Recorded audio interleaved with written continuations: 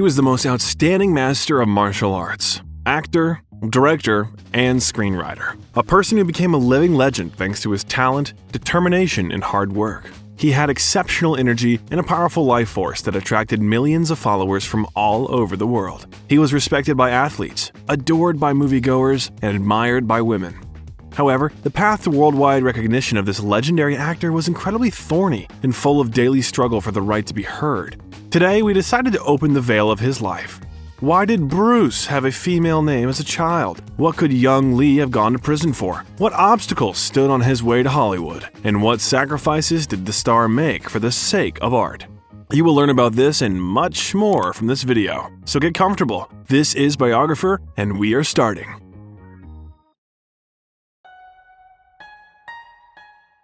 Bruce Lee was born on November 27, 1940 in San Francisco, California. His father, Li Huichun, a Chinese opera star, was there on tour in the United States at the time. He was accompanied on the trip by his pregnant wife, Grace Ho, a Chinese woman with German roots. When it became clear that the birth could begin any day, Li Hui left his wife at the San Francisco clinic and continued his tour. The baby was born between 6 and 8 o'clock in the morning, and in medieval Asian time, this interval was called the Dragon's Hour. Since 1940 was also the Year of the Dragon, he would later be known as Li Shuilong, meaning Little Dragon. However, the newborn had several more names. The birth certificate issued at the clinic listed the child as Bruce Lee. The fact is that the doctor who delivered a baby advised the mother to name the boy an American name, and Grace agreed. She also named the baby Li Zhongfa, which is translated from Chinese as go back, and all because the woman really wanted her son to return to America when he grew up.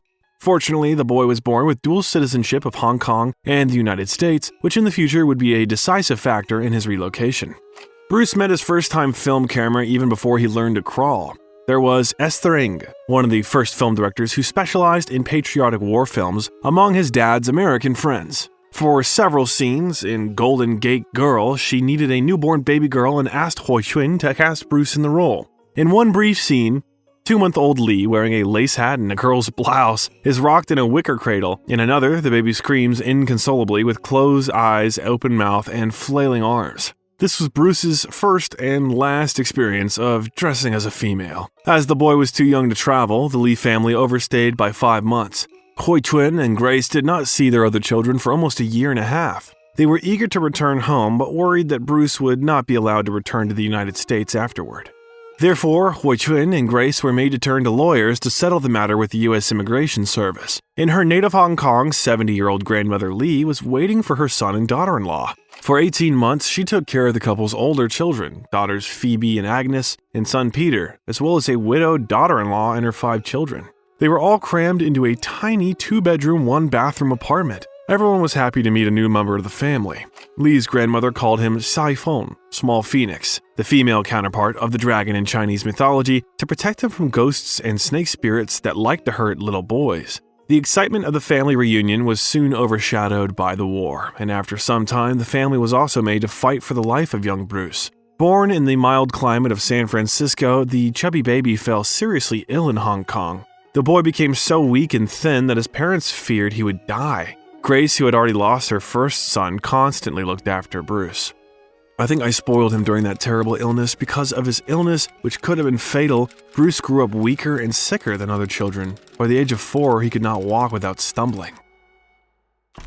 Due to harsh living conditions, hunger, and repression, a large part of the population of Hong Kong was forced to flee, mainly to Macau, a neighboring Portuguese colony. Li Huichun was the sole breadwinner in a family of 13. If he had to run to Macau, it was unlikely that all the family members would survive, especially the younger Bruce, who barely recovered from a serious illness. Fortunately for Huichun and his relatives, the Japanese had come to love Chinese opera. The head of the Japanese Ministry of Propaganda, Wakada Kosuke, made the singer an offer he couldn't refuse. Huichun's work gave his family a little more status than other citizens. Soon, the family was able to buy a larger apartment with an area of 4,300 square feet, extremely spacious by Hong Kong standards. Over the next 2 years, Huichun prudently bought 4 more apartments at a discounted price and rented them out. However, the family still lived in not very comfortable conditions. There was a large table where they ate, played, and read. It had the only room in which all of the family members slept. Water was supplied to the house once a week for a few hours, and therefore it had to be collected and stored. so the family didn't know what a bath was, and the 40-degree heat in Hong Kong was not conducive to constant cleanliness and hygiene. But most Chinese lived even worse, so Hui Chun's family had nothing to complain about. After the end of the war, many immigrants returned to Hong Kong, and within a few years, the population increased significantly. As for Bruce, the sickness and weakness that had disturbed him during the occupation were gone. He became very hyperactive, constantly on the move, jumping, talking, and playing.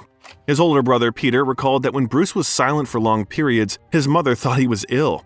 The boy often ran around the city, made friends with not very good companies, stole apples from the trays of street vendors, and questioned everything that adults asked him to do.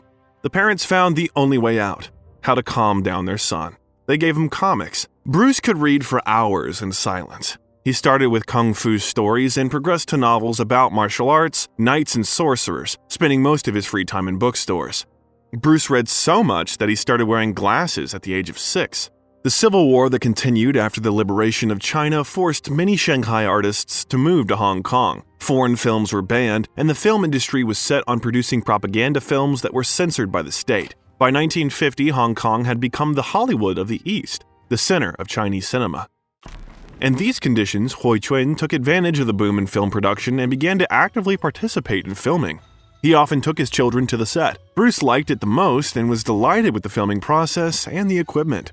When the boy was 6 years old, the director of the film in which Hui Chun starred saw him on the set and was so impressed by Bruce that he offered him a small role. Thus, at a conscious age, Lee's first experience in the cinema was the portrayal of a pickpocket in the film The Birth of Mankind, which was released in 1946. Although the picture failed at the box office, it later defined a characteristic type for Bruce: a tough and cunning street boy with a heart of gold. The guy often played such characters at the childhood stage of his career. In the next film, Wealth is Like a Dream in 1948, he again became a boy abandoned after the war. Hui Chun also starred in this film, and the promoters, seeking to capitalize on the family connection and father's popularity, gave Bruce a new stage name, Young Hui Chun. Newspapers advertised, "In an episodic role, child prodigy Young Hui Chun." So Bruce's career began in the shadow of his father's fame, and the son would spend the rest of his life trying to surpass him. Do you think it is difficult to be the child of a famous star? Write in the comments. We're interested to know your opinion. The first opportunity to surpass the famous dad was Bruce's 5th film, Kid Chung, which was then called simply The Kid. Shot in 1950. Based on Yuen Boiwan's popular comic book, the picture was considered a serious, big-budget effort. Director Feng Feng cast several children, but none suited the role of Chung. Once he saw Bruce's previous works, he decided that the boy was perfect for this project. The director personally visited the Lee family home to get Hui Chun's consent, but to his surprise, the man refused. The main role in a big film threatened to turn a hobby into a full-fledged career, and the father was not sure that he wanted to see his son as an actor. He hoped that his children would get a profession not related to art. They would become doctors, lawyers, or bankers. The director persuaded Hui Chun for a long time, and when none of the arguments worked, offered him the lead role in the movie so that he could look after his son during filming. Hui Chun finally agreed, and this decision changed Bruce's life. It was to this film that the boy owed his new nickname. Formerly known as Young Hui Chun, this time he was listed as Li Lung, or Lili. Given his diminutive stature, the name was quickly changed to Li Xiulong, Little Dragon Li.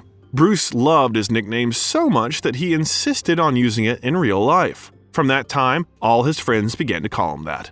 The Kid was released at the end of May 1950. It was well received by both the public and critics. The idea of a sequel immediately appeared in the plans, but Bruce's father forbade his son to appear in it. The boy was becoming the same uncontrollable rebel as his characters in the movies. Hui Chun always kept a close eye on his son. He often took Bruce fishing or backstage during stage performances.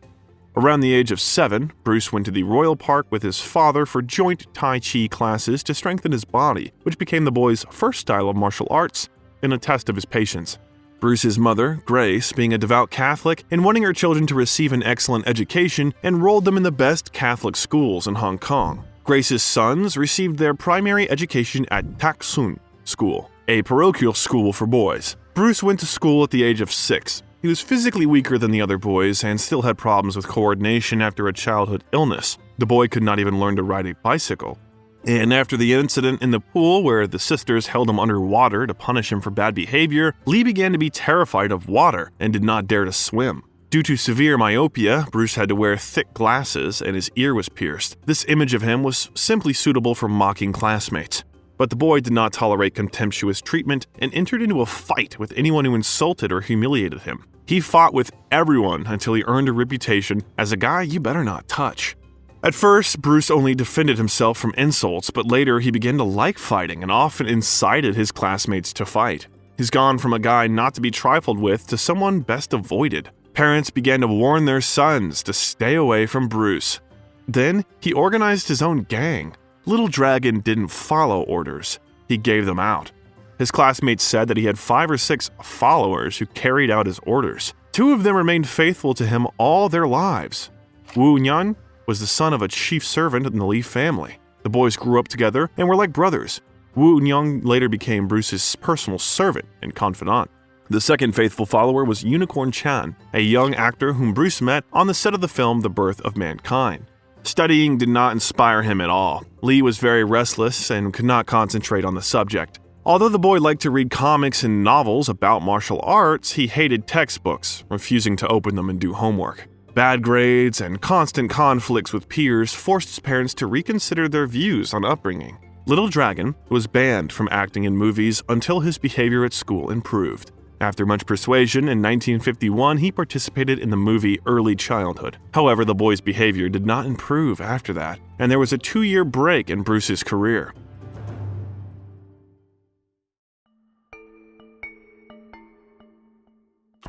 After finishing primary school, Bruce was sent to LaSalle College. The great advantage of the school was that the entire program was taught in English, and therefore the students were bilingual after graduation. Without the education he had at LaSalle, Bruce Lee would have never succeeded in Hollywood, where English knowledge was mandatory, especially for actors from Asia. By the way, English was one of the few subjects in which Bruce excelled. Other classes he simply copied from his classmates. After a 2-year break in filming, Bruce's parents reluctantly obeyed their son's pleas to revive his acting career. Hoi Chun and Grace hoped that the band would force their son to focus on his studies, but it was all in vain. Bruce's grades and behavior only worsened. In 1953, Lee joined a group of top Cantonese directors, actors, and writers who had formed their own production company, Union Film Enterprises Ltd., the year before. They aimed to create high-quality, socially responsible films. In all the movies, the same actors were filmed, the basis of which was adults and the teenager Bruce. The guy usually played secondary roles and averaged 20 minutes of screen time, and spoke about 30 lines. For the most part, the shootings were short. They lasted about 12 days. But the pay for the young actor was not so bad. If converted to modern amounts, Bruce received $2,000 per film. It was then that his habit of buying extravagant things was formed. Once he even bought a monkey that lived in their home for a long time. However, one day it bit his younger brother Robert, and it had to be given away. The first film of the Union Film Enterprises company in which Bruce starred was called The Guiding Light and became a successful start of cooperation with the studio. Between 1953 and 1955, Bruce appeared in 10 more films. These 3 years were the most fruitful in the actor's career and included almost half of all his works.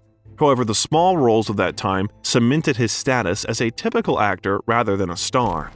Union Film Enterprises gave the boy an important lesson in how to make quality films on serious topics. Work in this company also influenced Bruce's future life. He grew up wanting to make patriotic, educational films about China's cultural heritage. Unfortunately, the creative company did not last long.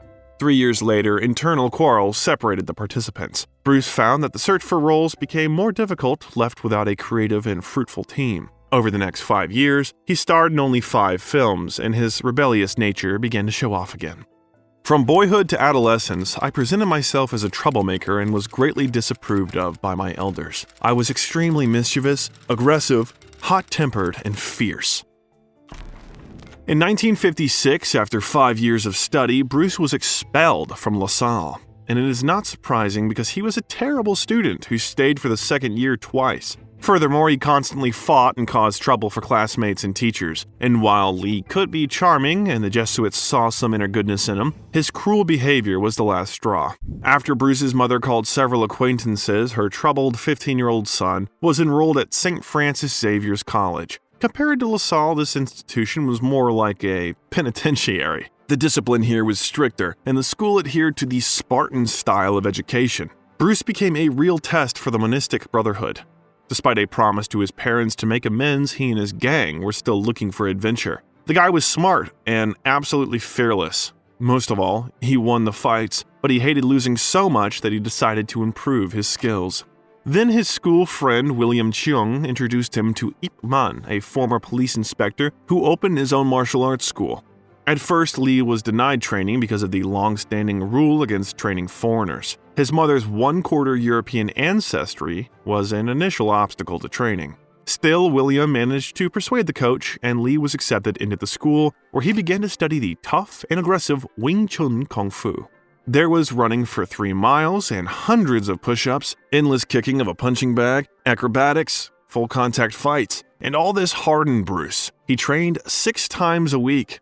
As his older brother Peter recalled, he turned into a real fanatic. Even when he was alone in the room, he improved the techniques again and again in front of the mirror. Ip Man's other students were unhappy with Bruce as he progressed rapidly in his skill and made fun of them. After a year of training in the art of Wing Chun, most students refused to train with Lee when they learned of his mixed ancestry, as the Chinese were generally opposed to teaching their martial arts techniques to non-Asians. So, for the above reasons in the future, Bruce had to train with Ip Man's student Wang Xiongliang, and then with his friend William.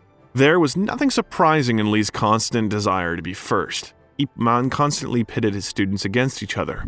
After school, the boys would go to the Shek Kip Mai area in search of adventure. They earned a reputation as the worst baddies on the street. Unfortunately, this behavior quickly attracted the police attention. Bruce was placed on the police list of juvenile offenders. To avoid the control of authorities, the boys left the streets and climbed onto the roofs, where they had secret battles against rival kung fu schools. As Bruce progressed quickly, it was his turn to participate in one of these battles. Once provoked by his classmates, Bruce challenged an assistant instructor from a rival school, Choi Li Fut, to a duel.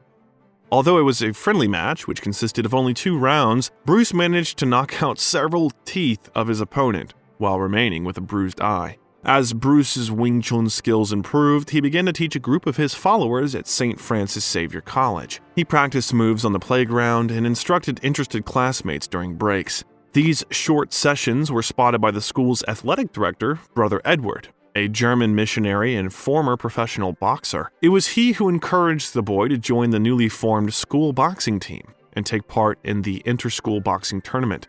Bruce had only a few months to prepare for the championship. Brother Edward gave him a crash course in the basics of boxing, and Bruce also turned to Wang for instructions on how to adjust his Wing Chun technique for the gloves and no-kicks contest. So Wang worked on Lee's weaknesses and taught him how to take full advantage of his strengths. Bruce got up at 7 a.m. every morning and started the day with a run of 3 to 6 miles. Then he was engaged in muscle development, boxing, and training with a punching bag.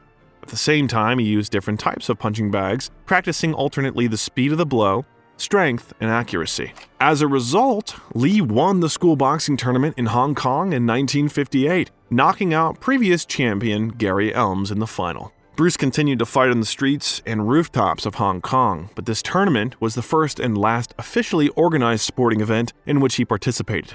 He didn't like how the rules limited the effectiveness of his methods. As he got older and better at martial arts, Bruce studiously avoided boxing and karate tournaments and only accepted if challenged. One day, Lee got into a fight with members of the Asian crime syndicate Triad. Fearing revenge on her son, Grace offered Bruce, being an American citizen, to return to the United States. So, in 1959, the young man found himself in America again.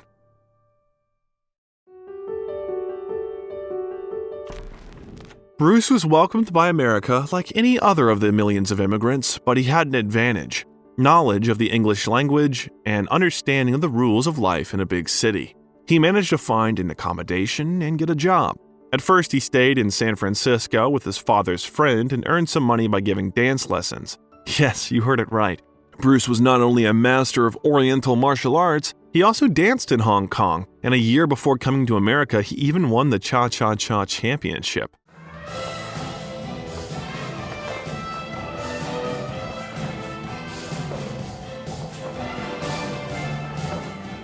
Then, Ruby Chow, a restaurant owner in Seattle, offered him a job as a waiter and a place to stay. Bruce jumped at this opportunity and moved to Seattle. During the day, the young man studied language and mathematics, and in the evening, he worked. All this was necessary for him to enter college. As a result, he entered the Edison Technical School on Capitol Hill in Seattle. In the evenings, Lee worked in a restaurant, often combining this with work at the Seattle Times newspaper, where he sometimes designed pages with advertisements and various announcements.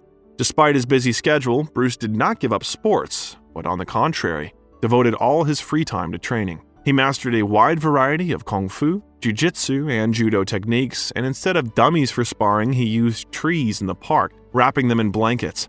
He also managed to hang a punching bag in the corner of the kitchen of the restaurant where he worked, and there, as long as there were no customers, he practiced kung fu.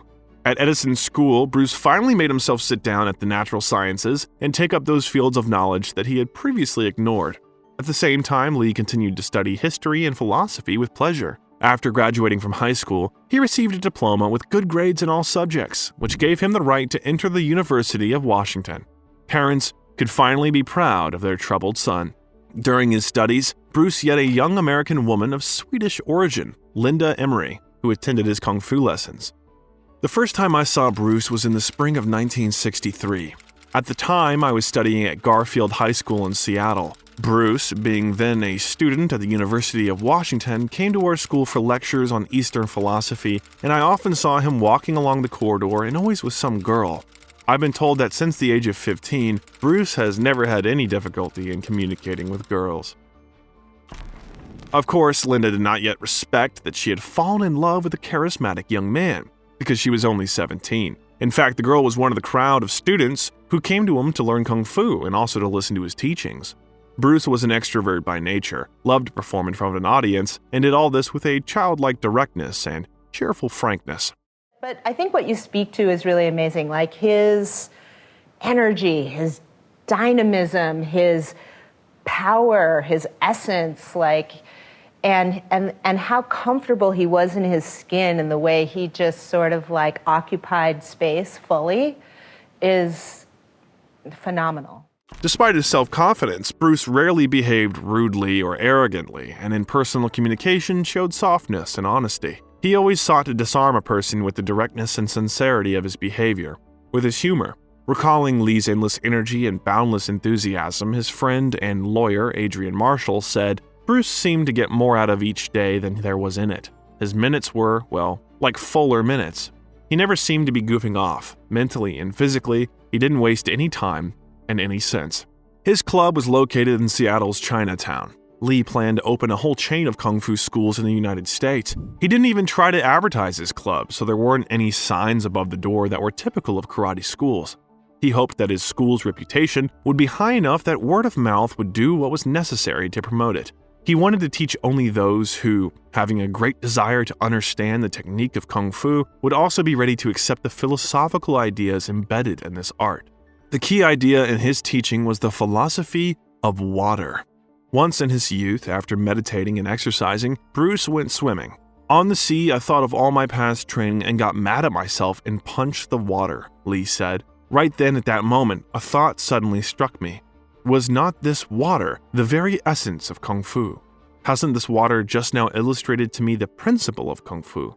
I struck it, but it did not suffer hurt. Lee then realized that water was the softest substance in the world that could be contained in the smallest jug. It only seemed weak. In fact, it could penetrate the hardest substance.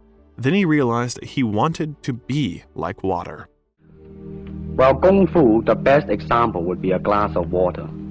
Why? Because water is the softest substance in the world, but yet it can penetrate the hardest rock or anything, granite, you name it. Water also is insubstantial. By that I mean you cannot grasp hold of it. You cannot punch it and hurt it.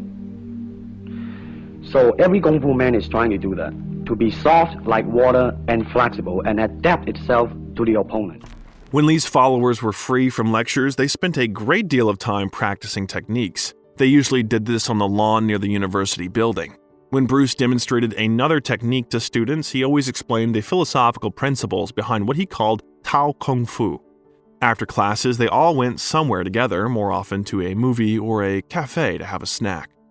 I remember that when I first knew him, he would often bring everything in the Students' Union cafeteria to a sudden stop. Although I've explained that Bruce was an extrovert and enjoyed giving a performance, he was unquestionably a born showman. It was not that he was deliberately trying to draw attention to himself.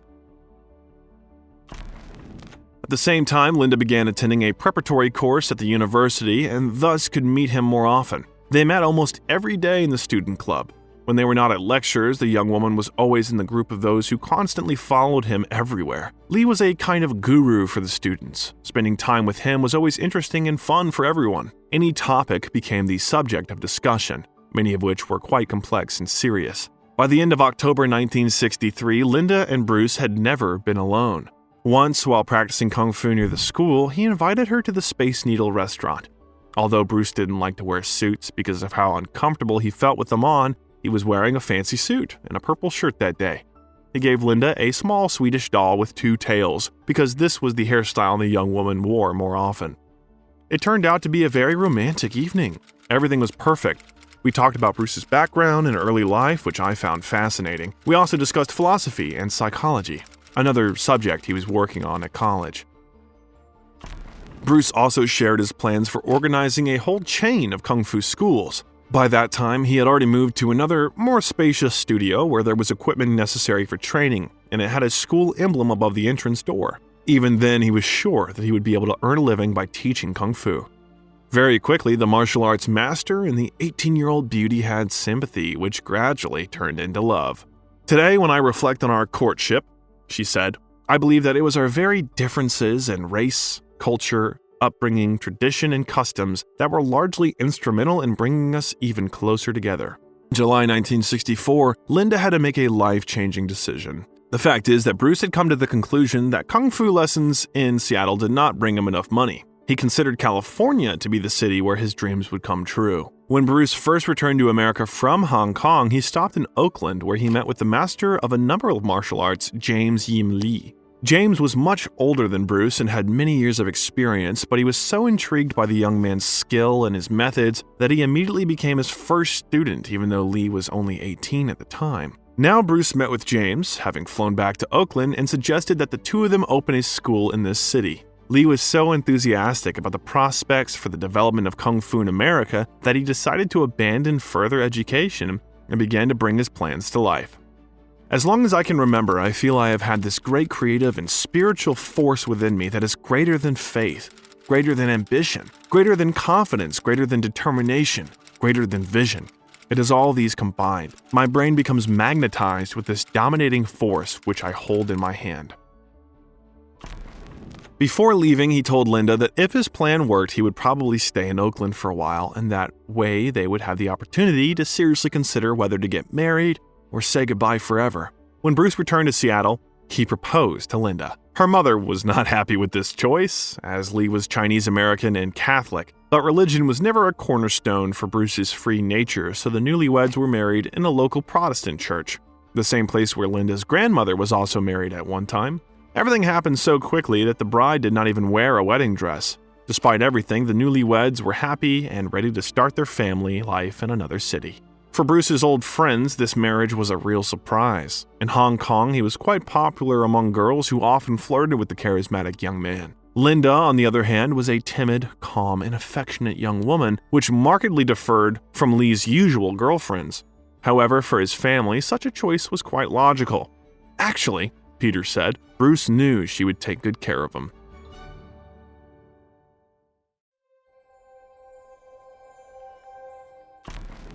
Ahead lay an exciting period of struggle, of hard work and frustration, phases of high euphoria and moments of near despair and despondency. There were times when we were not to have a lot of money, times when it seemed that success was just around the corner. In many ways, it was an unsettling life. Their first home was James Lee's house in Oakland, California. His wife just died and left him with 2 children. Linda took care of the house and children.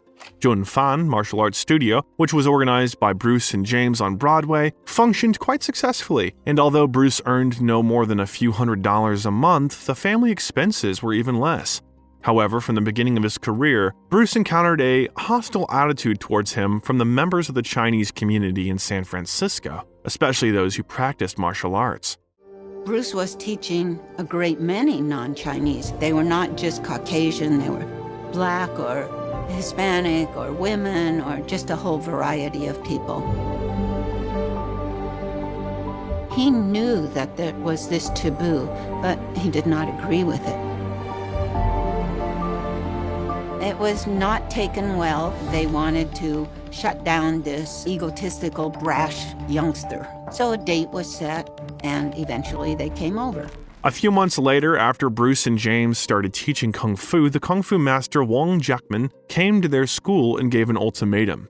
He challenged Lee to a duel, and if Bruce lost it, he would close his studio or stop teaching white people. He accepted the terms, which was a real surprise for Wang because he only wanted to scare his opponent. Linda was 8 months pregnant at that time. I suppose I ought to have been nervous, yet the truth is that I could not have been calmer. I was not in the least concerned for Bruce. I was absolutely certain that he could take care of himself. I may have even smiled a little, realizing that none of these men, apparently, had any real inkling of how dangerous Bruce really could be. Of course, after a few minutes, Wang begged his opponent to stop. It was an easy victory. Since then, the community has never again attempted to directly threaten Bruce. But a year later, Al Dacascos opened his own school in San Francisco and, like Bruce, began to teach everyone who wanted to. The Chinese clans then decided to sow enmity between them by spreading rumors that each spoke disrespectfully of the other. The enemies hoped that eventually either Bruce or Al would lose patience and one of them would force the other to close their school. However, at one of the competitions, the men met and talked. The confrontation, which the clan hoped for, did not bring the desired result for them. At times, it seemed that Bruce had superhuman abilities. He was the only person to break a 100-pound punching bag with a sidekick. Lee could also kick 6 times in 1 second, and his signature move, skip sidekick, could knock a 200-foot person off the ground with protective armor. One of his most famous tricks was the 1-inch punch, which he punched from a distance of 1 inch to the target. Bruce stood opposite the assistant in such a way that his right leg was in front and the left one 11 to 16 inches behind. Bruce's clenched fist was an inch from the opponent's chest. All the audience could see was the faint movement of Bruce's body forward while the heel of his left foot rose. Bruce made such a powerful blow by rotating his hips that the assistant, having received it, flew several meters to the enthusiastic shouts of the audience. Furthermore, according to available data, Lee could do about 1,500 push-ups with both hands in one sitting, 400 on one hand, 200 on 2 fingers, and 100 on 1 thumb. When he demonstrated his ability to push up from the floor with only his thumbs, there was nothing directly related to Kung Fu in this ability. He simply wanted to show to what level of physical capabilities he had brought his body through constant training. In 1964, at an international tournament in California, Bruce was invited to demonstrate his art. The audience was amazed by the technique of his performance, and it was captured on camera. One of the audience members that day was Hollywood hair and makeup artist Jay Sebring. He was impressed by what he saw, and when he was doing the hair of television producer William Dozier a few months later, he remembered Bruce's name. Dozier said he was looking for an actor to play Charlie Chan's son in the new No. 1 Son series. William watched a recording of Bruce's performance and invited the man to audition in Los Angeles. He flew and was approved for the role. The money that Bruce received for signing him to the cast was very appropriate. After all, the son of the lead couple, Brandon, was born in February 1965, a week before the death of Bruce's father. Furthermore, the Kung Fu studio in Oakland did not bring the kind of profits that Bruce and James dreamed of. There was actually a reason for this. The fact was that Bruce was a man who recognized only the highest quality in any work, so he was determined to admit only serious, talented students to the school whom he could spend his time on without any regret. But Bruce was no less demanding of himself. He never seemed to relax. When an idea popped into his brain, he grabbed it and immediately wrote it down in his notebook. He couldn't even read a book without doing something else at the time. Linda often saw him in his room with a book in one hand and a dumbbell in the other. Besides, 20th Century Fox arranged for Lee to take acting lessons from teacher Jeff Corey. For Bruce, these activities turned out to be quite enough. Hoping for a future job in television, Bruce decided to move to Los Angeles immediately. The money he received from the film company, $800, was quite a surprise, but it was still not enough for a young family.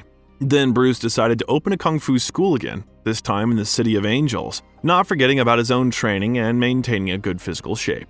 It was in Los Angeles that Lee began to show an increased interest in high-calorie foods and drinks containing a large amount of protein. Several times a day, he made himself a cocktail of milk, eggs, mashed eggshells, bananas, oil, and chocolate ice cream.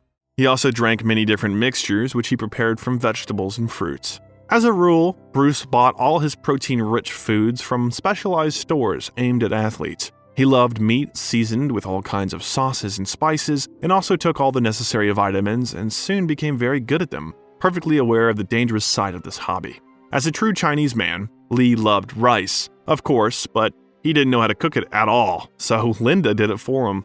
Strangely enough, for all his abilities, Lee was practically helpless in ordinary household affairs. He did not know at all, and perhaps did not even try to learn how to work with this or that tool. Any handyman work was an unsolvable task for him, and if something in the house went out of order, the couple simply called someone for help. Very quickly, Linda discovered that life with her husband was not so cloudless. He had his share of the ordinary human weaknesses. For example, he had a very fiery temper, and I think that perhaps he was very fortunate in finding himself being driven to take up Kung Fu as a boy, for it enabled him to find a release for his frustrations and challenged his easily sparked anger. If something made Bruce impatient, he just exploded. Once, when a young couple bought a huge bed, they tried to install it themselves. After several dozen of unsuccessful attempts, the man's patience gave out. He grabbed the huge spring mattress lying next to the bed and slammed it against the wall with such force that the plaster fell off. The couple was waiting for messages from Dozier, but work on the film Son No. 1 kept getting delayed. The family returned to Seattle and then lived with James Lee in Oakland. In March 1966, they finally returned to Los Angeles and settled in a tiny apartment on Wilshire Boulevard.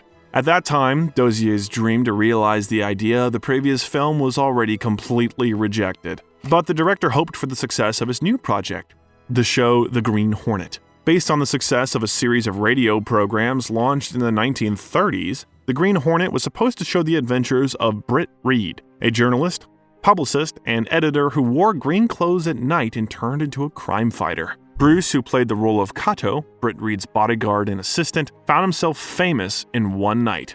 Later, Bruce, laughing, told one of the reporters, "I was chosen for the role of Kato in The Green Hornet because I was the only Chinese man to correctly pronounce Britt Reed."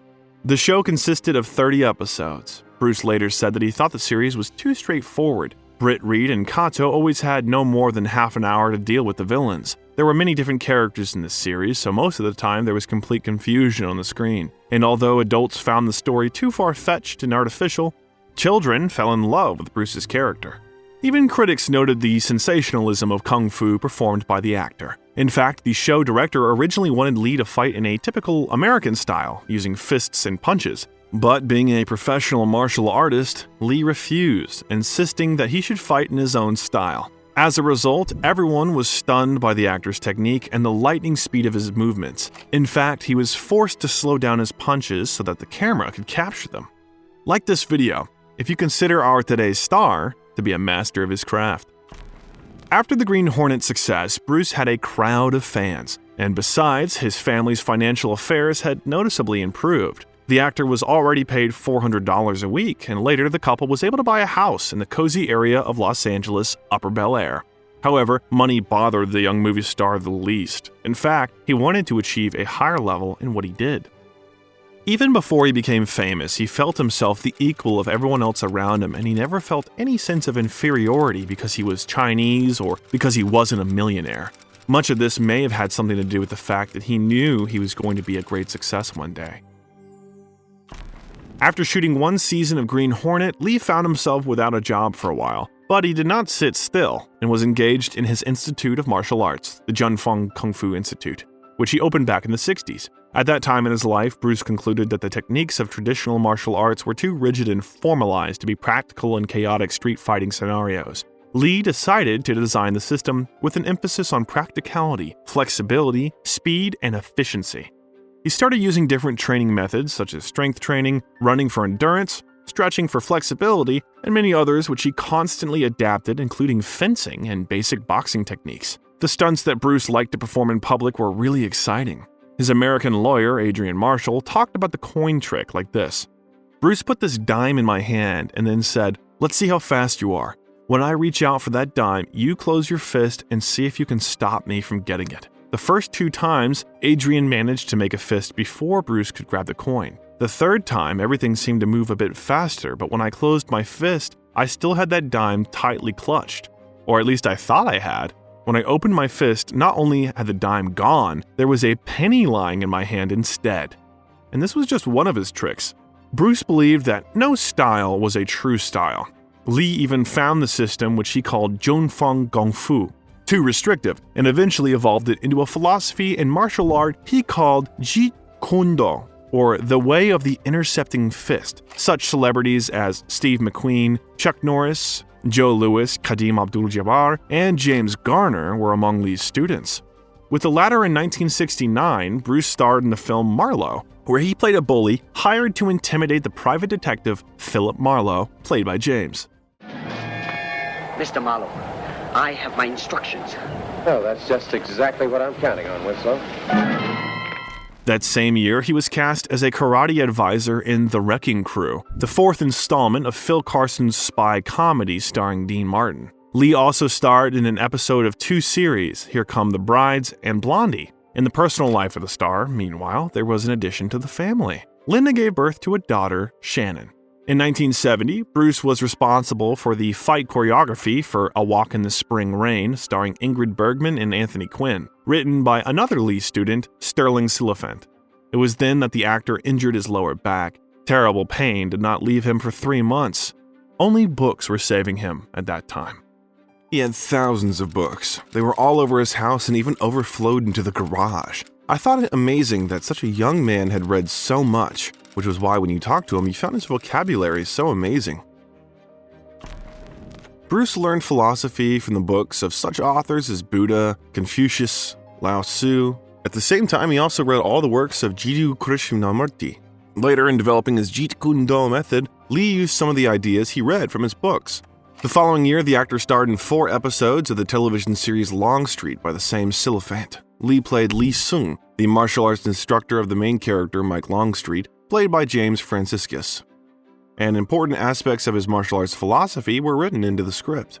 The reviews in the press were almost all excellent. They were quite different from those that Bruce received for the role of Kato. At the same time, his kung fu technique was defined as something completely new and awesome, but Bruce as an actor was completely ignored. This time, the emphasis was on the acting talent of the star, which pleased him immensely. From that moment on, events accelerated dramatically. Bruce had more fans than the performer of the main role, James Franciscus. Hollywood studios and their producers eventually noticed Bruce. Warner Bros. Decided to shoot a multi-part TV movie about kung fu. Bruce came up with a plot that described the adventures of a monk of the Shaolin Monastery in America and joined the work on the film. He offered many interesting ideas that formed the basis of the movie, which received the most favorable reviews from the audience. The film was called Kung Fu, and David Carradine, who at the time was not engaged in martial arts, played the role of a monk. Bruce wanted to play in the film but received a categorical refusal from the studio. Lee's strong accent was cited as the reason, but many believe that the issue was ethnicity. In an interview with the Pierre Berton show, Lee said he understood Warner Brothers' attitude towards casting in the series. Business-wise, it's a risk. And I don't blame them. I mean, in the same way, it's like in Hong Kong, if a foreigner come and became a star, if I were the man with the money, I probably would have my own worry of whether or not the acceptance would be there. But that's all right, because if you honestly express yourself, it doesn't matter, see?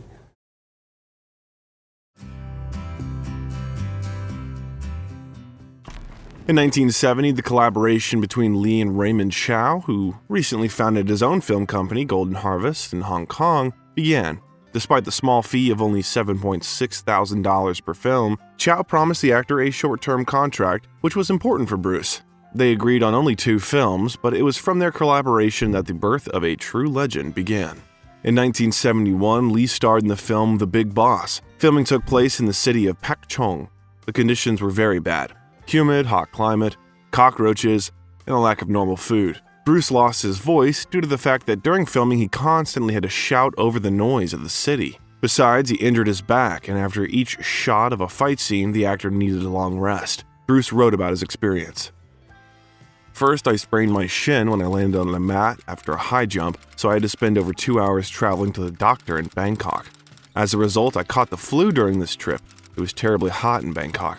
However, shivering with chills, with a fever, and dragging my leg, I filmed the last fight. Despite all the troubles and inhuman filming conditions, the movie was a huge box office success throughout Asia and brought Bruce long-awaited recognition and fame. One of the journalists wrote, "This film is Bruce Lee's best acting work in his entire career. This is one of the most outstanding examples of the manifestation of its most ancient roots in a person. It is rather the movements of a surprisingly flexible and graceful animal than a person. I believe that this film can take its rightful place among the best films of Clint Eastwood, Steve McQueen, and James Bond." The movie broke all previously known records both in China and in such cities as Rome, Beirut, and Buenos Aires. Everything that Bruce dreamed of, everything that he had assured his friends and companions, everything that he had intended to do, everything was now achieved, or at least one step closer to the goal. 朝安，你都有分兩度噶嘛，喺鄉下玩過下。我阿媽叫我抬住佢，唔准我同人打交。At the same time, after the Longstreet release, Bruce's popularity in America also increased. Now, Paramount and Warner Brothers Studios, which previously did not want to deal with the Chinese actor, bombarded him with offers. Nevertheless, Paramount persuaded Lee to shoot 3 more episodes of Longstreet. In 1972, Bruce's new film, Fist of Fury, was released, which broke the box office records previously set by the big box. However, not everyone greeted it kindly. Criticism was mainly directed at the film's director, Lo Wei. Bruce was disappointed with Lo Wei's direction and soon expressed it publicly. Bruce's only desire was to make a good film, and he was terribly tormented by the fact that the script was frankly weak, and during the shooting reigned in outright chaos. However, almost no one doubted the film's future success, especially among the Chinese audience.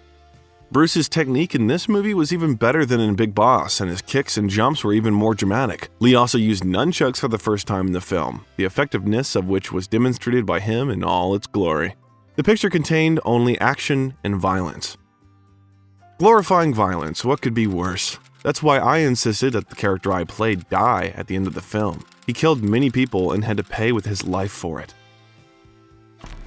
Many Chinese did not like the ending of the film at all, but there were many more fans of the film and its main star.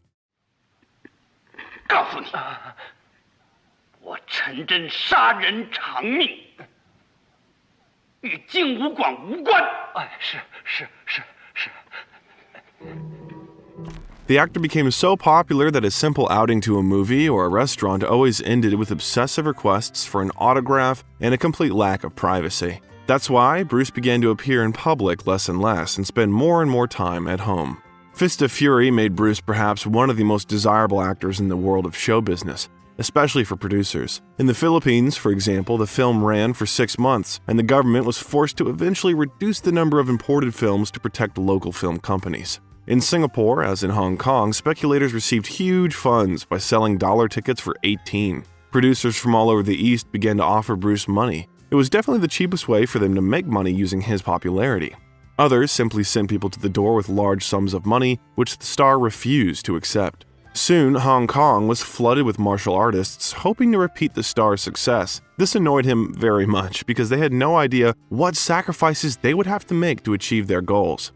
Explaining why he wanted to be the best representative of martial arts, Bruce especially emphasized that his daily training was a minimum of 2 hours, which included running for 4 miles and more, flexibility exercises, practicing techniques in different conditions, hitting a punching bag, and much more. Every day, he ran out of his home in Hong Kong, keeping his head as low as possible to avoid being recognized. Of course, fame had its sweet side. An actor, for example, could afford to buy luxury cars. Bruce never hid his love for cars, although his greatest love was books.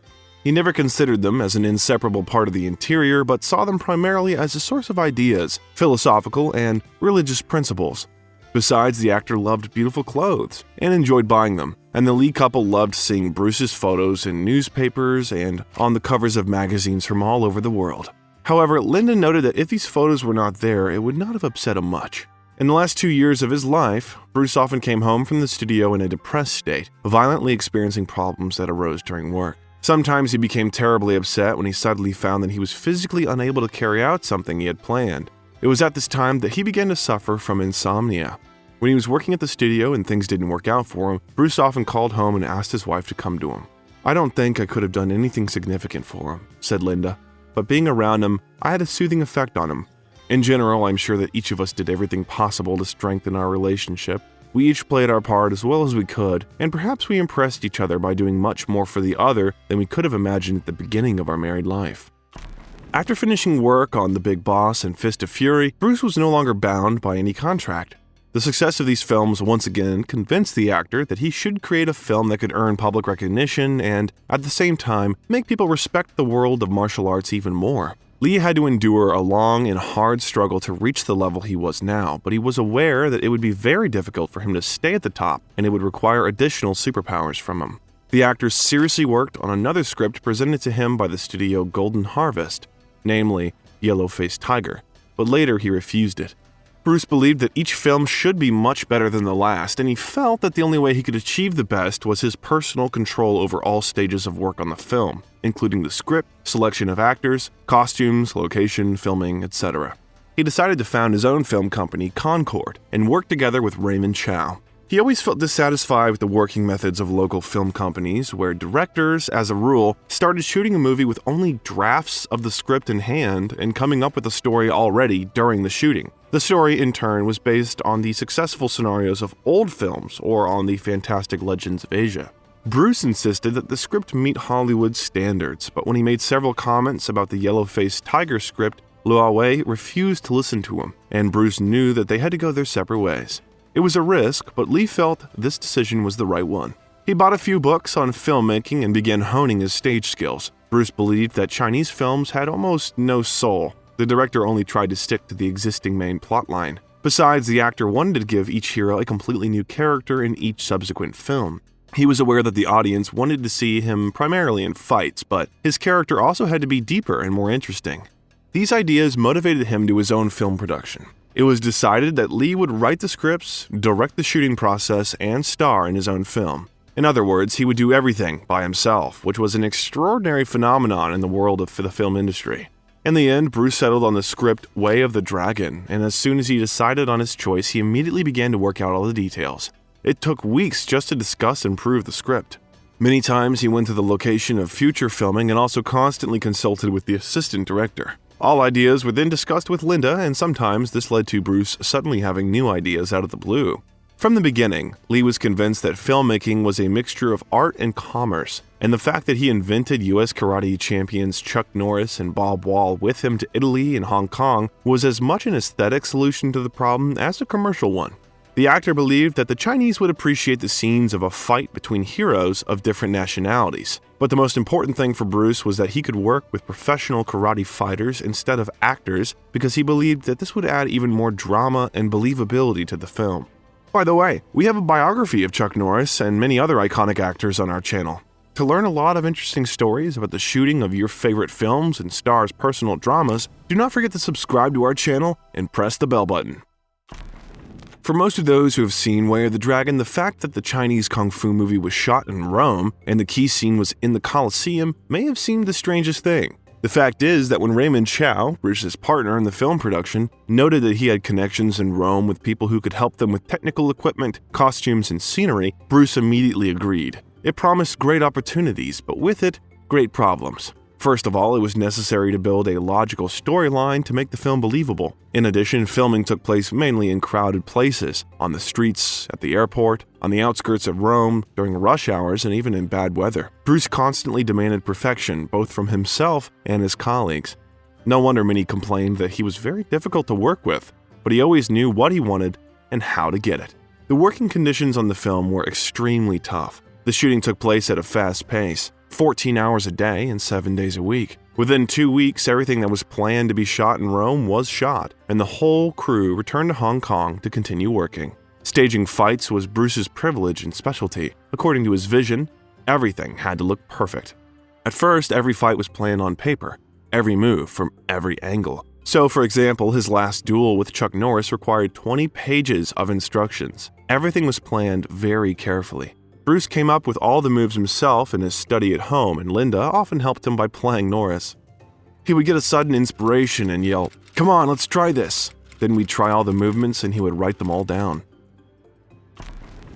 To make his task easier, Bruce installed mirrors along one wall at home. At the same time, he constantly looked at the best angle to shoot this scene so that it was spectacular and convincing. He was constantly inventing something new, using different kung fu techniques, because each fight had to be different from all the previous ones ever filmed. The fight scenes he designed were truly stunning.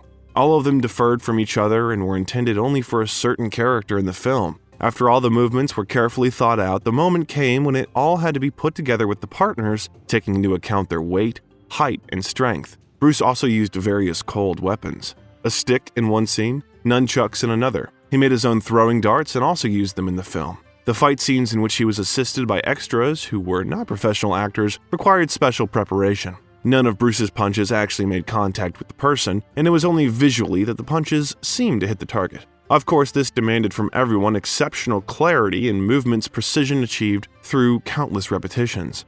When the film was finished, new difficulties began. The Hong Kong censors launched a new campaign against cruelty and violence in films. Fortunately, the censors insisted on removing only one small piece, which was then restored for the film's screening overseas. In it, Bruce repeatedly kicked Chuck Norris in the head 5 times. There was another notable groundbreaking moment in this film. In most of their films, Chinese producers used music already recorded by an orchestra, but this time, Bruce sat in front of the recording devices and played the percussion instruments. He completely controlled the entire work on the film. Not a single detail escaped his attention. Dubbing, setting the scenery, choosing costumes, and finally the editing. Lee had to watch the film in total several hundred times, both in separate pieces and in the finished form. Bruce was confident that this film would be more successful than his 2 previous works, at least in Hong Kong. He predicted that the box office would cross the 5 million Hong Kong dollars mark. No one believed him, and the press, learning about Lee's ambitious hopes, only mocked him. Bruce ignored these attacks, and when Way of the Dragon ended up crossing the Hong Kong $5 million mark, he was very happy to be proven right.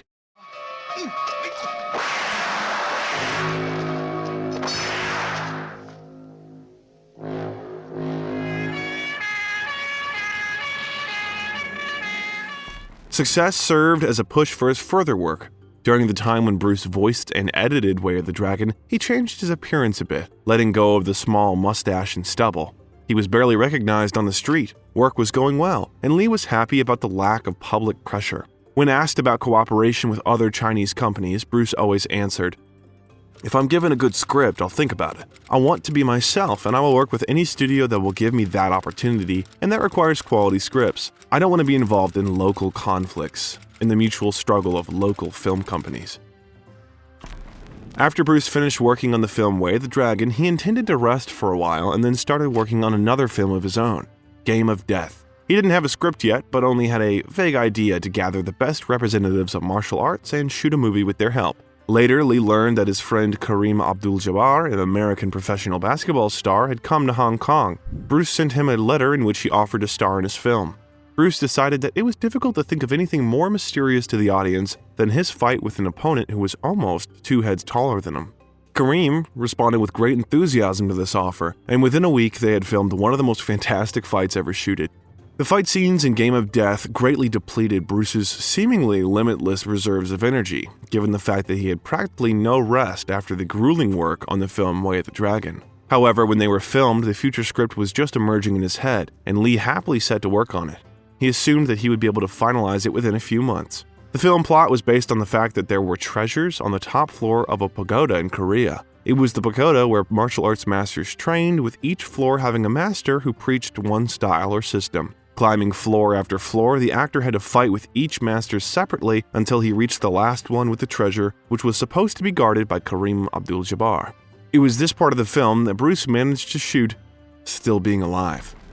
While Lee was diligently working on the script, he received lucrative offers from everywhere. Run Show offered him an open contract, that is, without any restrictive conditions from the producer and director. Later, they agreed on 2.5 million Hong Kong dollars. Carlo Ponti and many other Italian producers sent him their offers by telegraph. The stars also offered the cooperation of several Hollywood film studios at once, including Metro-Goldwyn-Mayer, which wanted Bruce to play in their film together with Elvis Presley.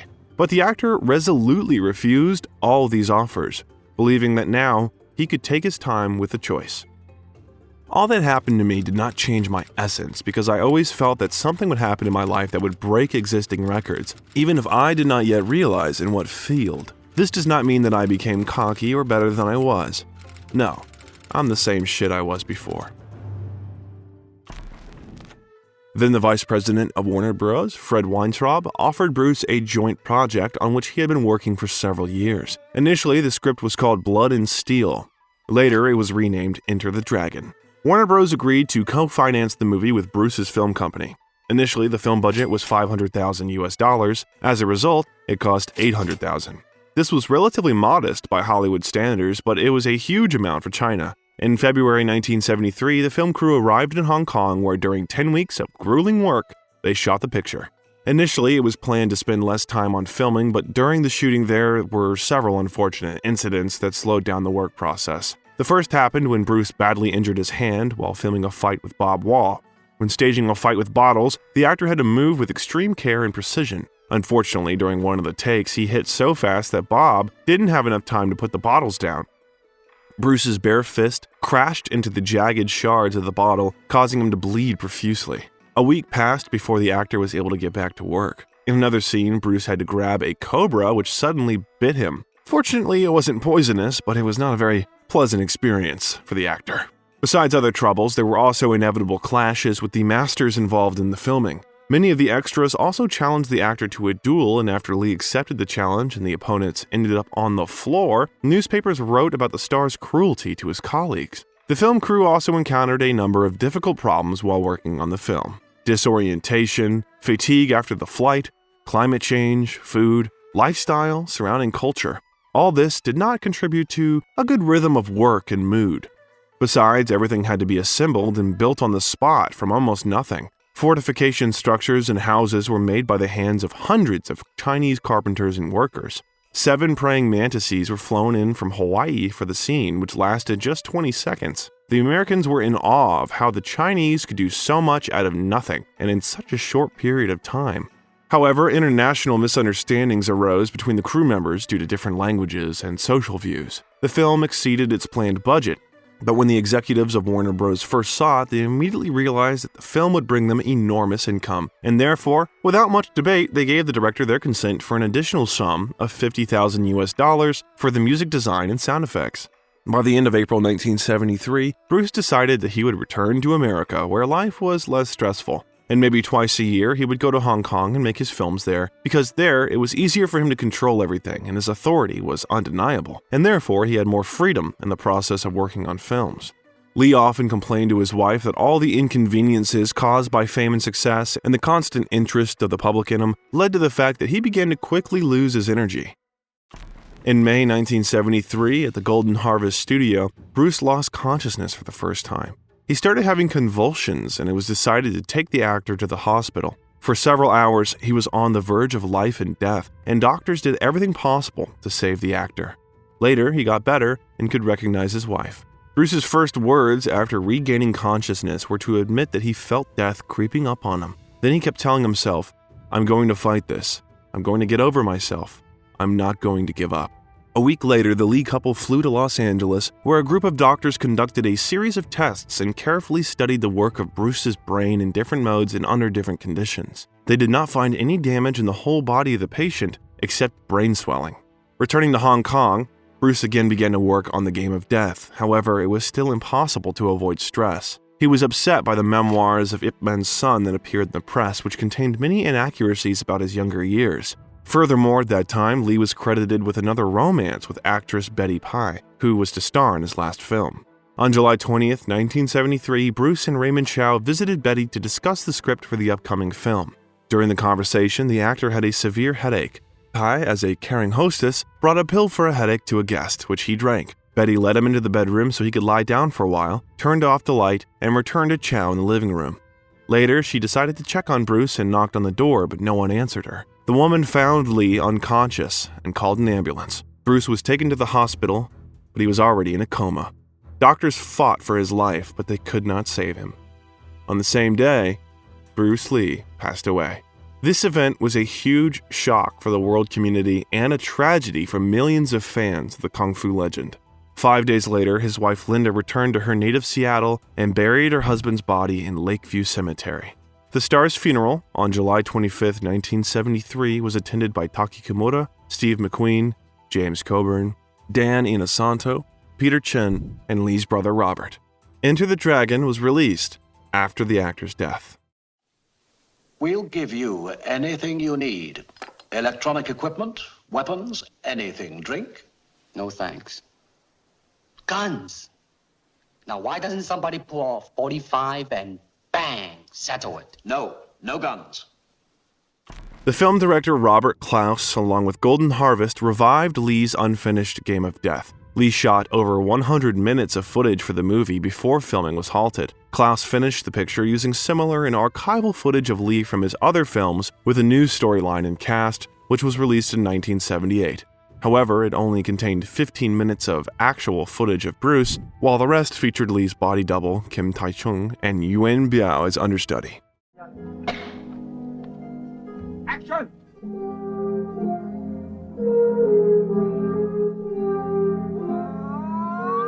Unused footage shot by Lee was recovered 22 years later and included in the documentary Bruce Lee, A Warrior's Journey.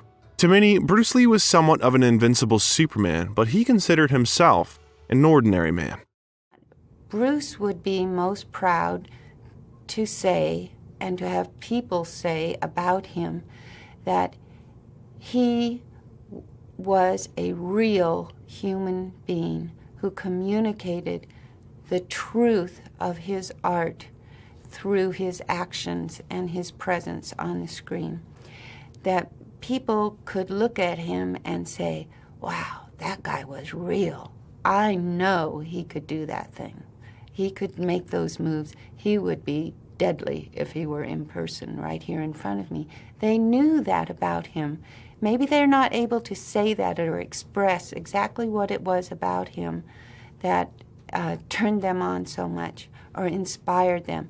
But it was because he was the genuine article. He was that person in the films. He was not a different person off screen than he was on screen. The achievements of this movie star are still praised by many. That is why the actor's homeland, Hong Kong, installed a monument to him on his 65th birthday. A day before its opening, a similar monument appeared in Zrnjevac Park in Mostar, Bosnia and Herzegovina.